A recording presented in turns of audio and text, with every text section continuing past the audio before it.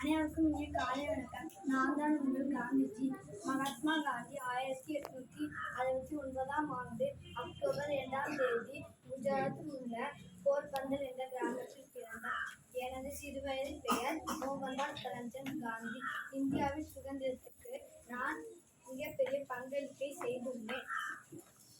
நான் எப்போதும் அகிம்சை வழியை பின்பற்றினேன். மேலும் மற்றவர்களும் உண்மை மற்றும் அகிம்சை பாதையை பின்பற்ற வேண்டும் என்று நான் எதிர்பார்த்தேன். 1930 நான் முன்பு சத்தியாகிரகம் தண்டித்து பாதயாத்திரை சென்றேன். மக்கள் என்னை பாபு என்று அன்புடன் அழைப்பார்கள். லண்டனில் இருந்து நான் சட்டப்படிப்பை படித்து முடித்துவிட்டு ஆங்கிலத்தில் நான் மிகவும் கடினமாகிவிட்டேன். சுதந்திரத்தில் எனது பங்களிப்பால் எனக்கு தேச தந்தை அந்தஸ்து கிடைத்துள்ளது.